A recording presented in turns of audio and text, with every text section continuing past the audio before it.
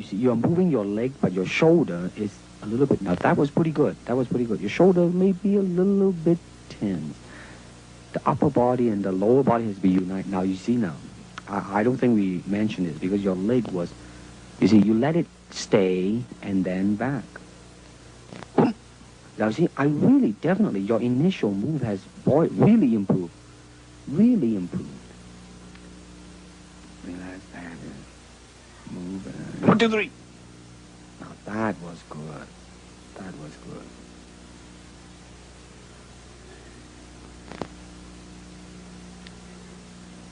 Boom. A little bit low. Boom. Good. Now, this is the flexibility now. Now, I want you to watch your left leg, you know, the stationary leg.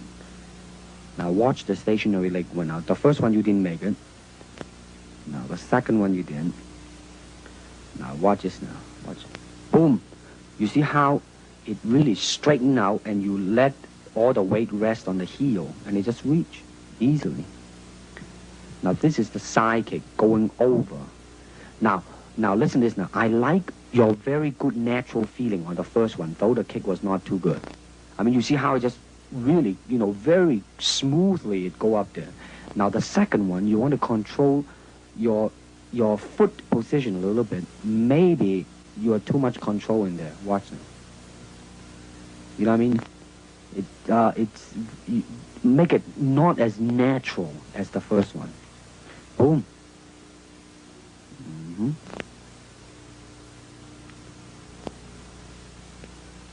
You see now, when you do it right, man, when it touches, your left leg is all stretched out and it's just an easy type of a thing. Now, I think we are comparing. I let your leg dangle out there. This is, I asked you to do it because, you know, so you will get a feeling of it. Now you're going to bring it back quick now. Watch this now. And, you see? It was kind of a little bit off balance in the last one, but that's all right. Now you're going to go sideways. Watch now. I like the second one better than the first one. There was more directional in it. Good. Here we go. One more time. No, too low. Second one's okay. See, it come back in one straight line. Here we go. Now watch this illustration. You gotta exaggerate the bringing of the leg back. You see, back. Okay, watch it again now. You see, exaggerate the pulling of the leg back. Make it look much more faster and more forceful. Watch this now. I like the naturalness of your kick. Watch this now. You see, at the end, there was really the feeling there, you know? Hey, good. Get your back jumping up again. Hey, good. Nice one.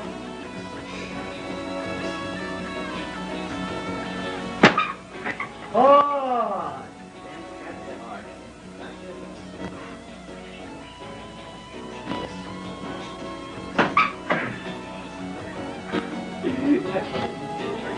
One more. Let's move everything. Really good.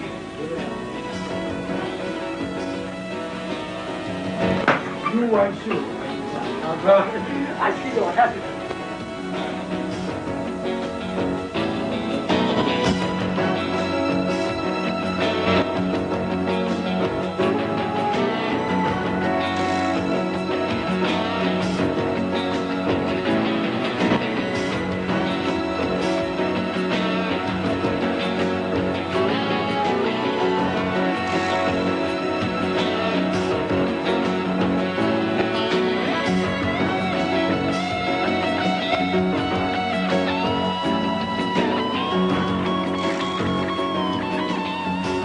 Physically, how can I be so well coordinated?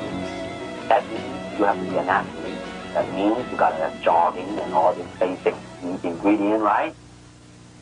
Well, my dad made a point at the time that he was training that there were a lot of martial artists who weren't paying enough attention to their instrument, you know, and certainly the instrument of the body is what you're going to be using in your practice of the martial arts. So I think it's very important to keep up the tempo, so to speak.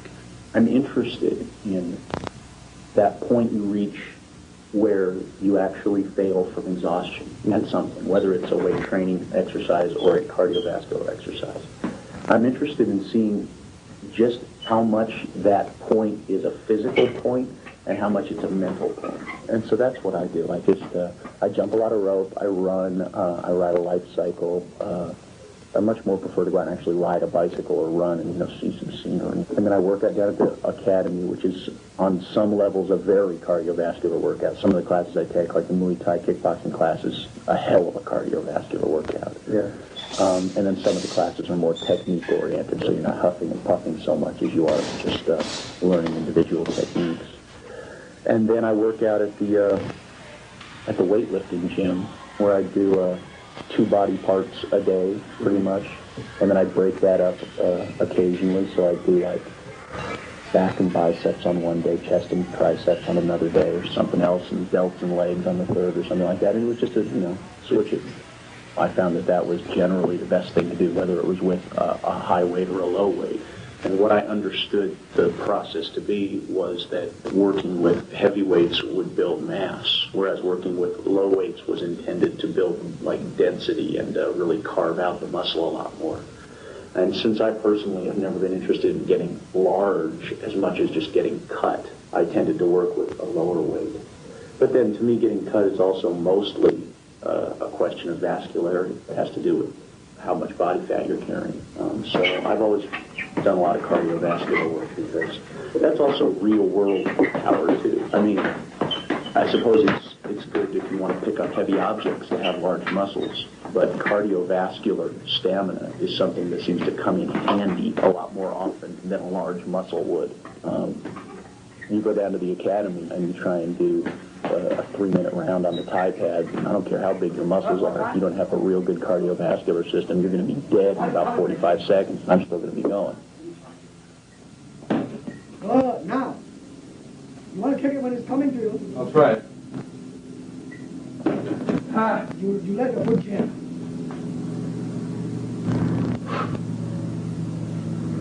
Drive the sucker. You're pushing. Okay, now, Jim, go and kick a beanbag and give me the thrust the sucker to Kingdom Come.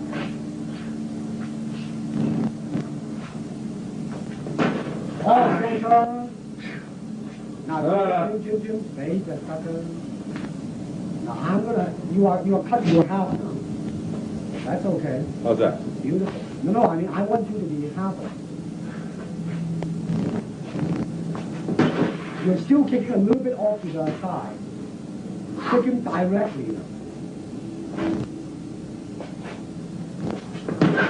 Good. Now don't kick it again, but don't turn your body so much when you finish. Try to still face him when you finish. Good. Now kick the sucker when he comes back. Not yet, not yet. That's During this time period, we used to train because we didn't have any Thai pads, so Sifu Bruce advocated the use of using the football forearm guard, and which we don't use this anymore, but this was very prevalent during that time period. This here is the original punching shield, that his own personal punching shield, in fact. This was used as in the Way of the Dragon. If you notice this, he had one part. I had one arm, he had the other arm, and this was used in that picture, Way of the Dragon. This was used in Enter the Dragon. This was actually, its original use is actually used for baton training in Japan, and we just modified it, and we used a special helmet, a boxing headgear we had, and we used it, and this became part of our training, some of the training tools that we use when we used to spar.